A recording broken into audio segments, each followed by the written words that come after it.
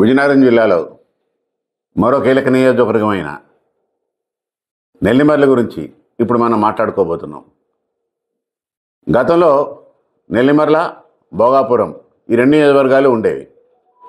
వీటిని ఒకటి చేసి నెల్లిమర్ల నియోజకవర్గంగా చలామణి చేస్తూ ఇక్కడ రాజకీయాలు ఎలా ఉంటాయనేది ఇప్పుడు ఒకసారి చూసుకుందాం. ఎన్నికలు రాబోతున్నాయి కనుక విజయనగరం జిల్లాలో మరొక ప్రధాన నియోజకవర్గమైన నెల్లిమర్ల గురించి రాజకీయ పరిణామాలు ఎలా ఉండబోతాయనేది ఒకసారి మనం మాట్లాడుకుందాం. ఈ నియోజకవర్గం ఏదైతే ఉందో ఇది మొదటి నుంచి కూడా కొన్ని కుటుంబాల ఆధిపత్యంలో నడుస్తున్నది. అటు నెల్లిమర్ల వైపు చూసుకుంటే అంటే అప్పుడు అది సత్యవాడ నియోజకవర్గంగా ఉండేది. అప్పుడు సాంబశివరాజు గారు పూర్తిగా ఆయన ఆధిపత్యంలో ఆ నియోజకవర్గం ఉండేది. ఇటు భోగాపురంకి వచ్చేసరికి పత్వ నారాయణ స్వామి నాయుడు కుటుంబం, కొమ్మూరు వారిస్ కుటుంబం, ఈ రెండు కుటుంబాలు కూడా ఇక్కడ రాజకీయాలు చేస్తుండేవి.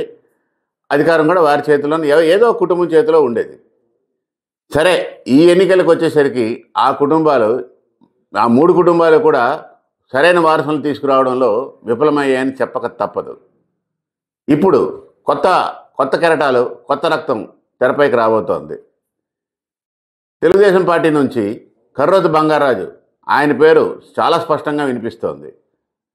తెలుగుదేశం పార్టీ అభ్యర్థిగా కర్రోజు బంగారాజు ఇంచుమించు ఖరారైనట్టేనని అటు పార్టీ వర్గాలు అయితేనేమి, ఇటు పరిశీలకులు అయితేనేమి ప్రచారం బాగా చేస్తున్నారు.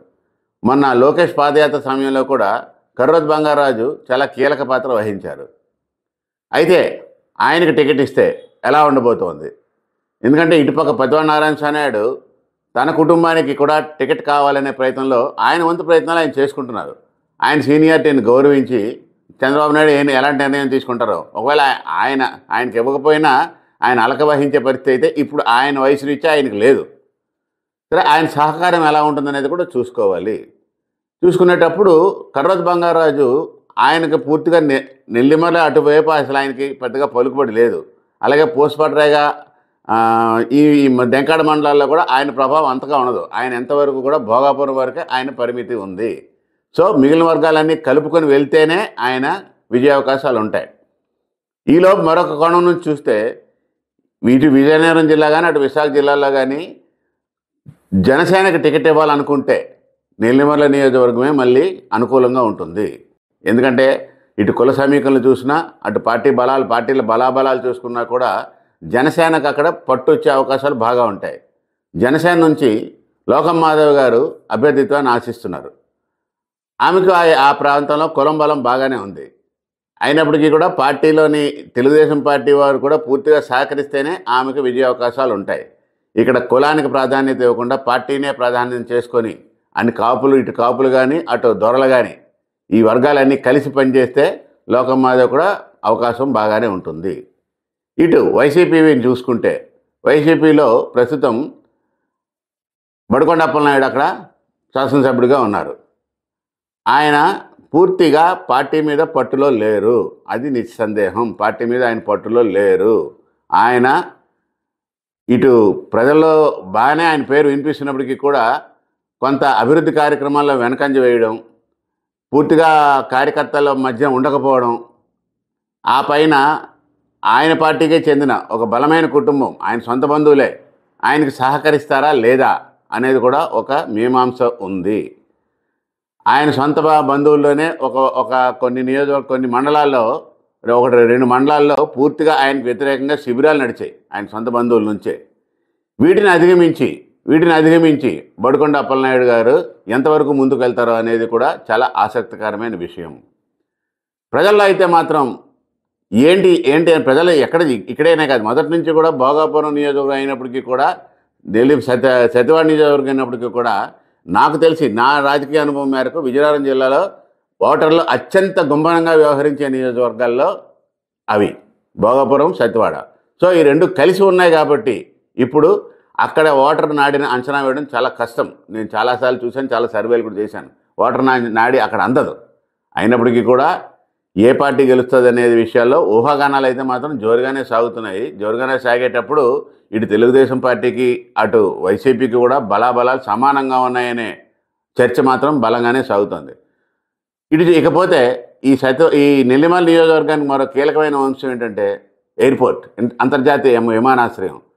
ఇప్పుడు ఈ నియోజకవర్గాన్ని ఎయిర్పోర్ట్ నియోజకవర్గంగా పిలుస్తున్నారు. ఎయిర్పోర్ట్ నియోజకవర్గం రానున్న రోజుల్లో ఇది చాలా ప్రధానమైన నియోజకవర్గంగా మారే అవకాశం ఉంది.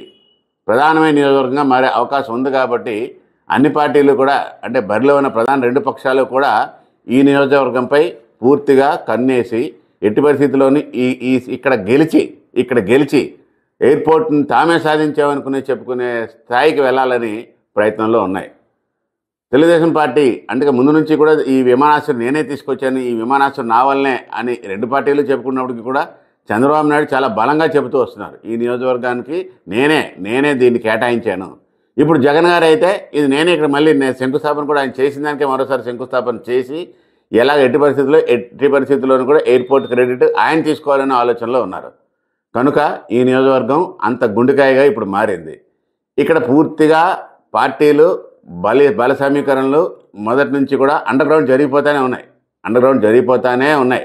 ఎవరికి నచ్చినట్టుగా ఎవరికి అనుకూలంగా వాళ్ళు బలాబలాలు సమీకరించుకొని అధినేత ముందు రెండు పార్టీల వాళ్ళు కూడా, ఇటు జగన్ ముందు అయితే సరే, జగన్ దగ్గర అవన్నీ పనికొచ్చే మీటర్లకు కాదు, ఆయన ఏం డిసైడ్ చేసుకుంటే అదే. కానీ చంద్రబాబు నాయుడు కొంత ప్రజాభిప్రాయం మేరకు, కార్యకర్తల అభిప్రాయం మేరకు సీటును కేటాయించాలనే ఆలోచనలో ఉన్నారు కనుక అది పూర్తిగా కర్రోతు బంగారాజు అభ్యర్థి అవుతారని చెప్పడానికి ఇప్పటికీ కూడా పూర్తి అవకాశాలు అయితే లేవు. చంద్రబాబు నాయుడు మనసులో ఏముందనేది ఇంకా మనకి తెలియలేదు. అయితే కర్రోతు బంగారాజు భుజం తట్టి మాత్రం నువ్వు నీ పని నువ్వు చేసుకుపో అని లాస్ట్ టైం ఇటు వచ్చినప్పుడు చెప్పినట్టు వార్తలు ఉన్నాయి. ఆయన ఆ మేరకు మిగిలిన వాళ్ళతో ఎలా ఉన్నప్పటికీ తన పని తను చేసుకుంటూ పోతున్నారు. ఇటు వచ్చేసరికి బడుకొండ అప్పలనాయుడు తానే అభ్యర్థిని అనే పూర్తి విశ్వాసంతో తన పని తను చేసుకుంటూ వెళ్తున్నారు. ఏది ఏమైనప్పటికీ కూడా ఇంకొక 2-3 నెలలు అయితే కానీ అభ్యర్థిత్వాల విషయంలో పూర్తిగా ఒక స్పష్టత రాదు కనుక ఈలోపు ఎవరి పని వాళ్ళు చేసుకుంటూ ఉంటే జనాలు మాత్రం ఇదంతా చూసుకుంటూ ఎవరికి ఏం చేయాలనేది వాళ్ళు ఆల్రెడీ నిర్ణయించుకుంటారు. కాబట్టి ఆ టైంకి వచ్చేసరికి వారి నిర్ణయం ఎలా ఉంటుందనేది చూద్దాం. ఈలోపు రాజకీయ సమీకరణలు ఇంకా చాలా మారే అవకాశం ఉన్నాయి. ఎందుకంటే జనసేన కేటాయిస్తే మొత్తం సమీకరణలు మారే అవకాశం ఉంటుంది. అలాగే పతివాడ నారాయణ స్వామి నాయుడు ఒకవేళ కర్రోతు బంగారాజుకే టికెట్ ఇస్తే పతివాడ నారాయణ స్వామి నాయుడు కుటుంబం ఏమైనా సహకరిస్తుందనేది కూడా చూడవలసిన అవసరం ఉంది. అలాగే ఇప్పుడు పార్టీ పూర్తిగా ఈ అశోక్ గజపతిరాజు వంటి వ్యక్తులు ఇక్కడ పూర్తిగా మేమే వచ్చేస్తే ఇంకా ఆయన చూసి ఓట్లేసే రోజులైతే పోయాయి. ఎందుకంటే ఆయన నియోజకవర్గంలో ఆయన చేసుకునే పరిస్థితి కాదు కనుక ఎక్కడికక్కడ నాయకత్వం, స్థానిక నాయకత్వాలే, నియోజకవర్గ స్థాయి నాయకత్వాలే పనిచేసుకుంటూ ముందుకు వెళ్ళాలి. గెలుపు విజయ అవకాశాలు వాళ్లే నిర్ణయించాలి. కనుక ప్రజల మనసులో ప్రజలకు దగ్గరగా ఈ 2-3 నెలల్లో ఎవరి దగ్గరికి వెళ్ళే ప్రయత్నం చేస్తారు, ఏ పార్టీ ఎలా ఉంటుందనేది చూసుకొని దాన్ని బట్టి విజయ అవకాశాలు మనం నిర్ణయించుకోవచ్చు.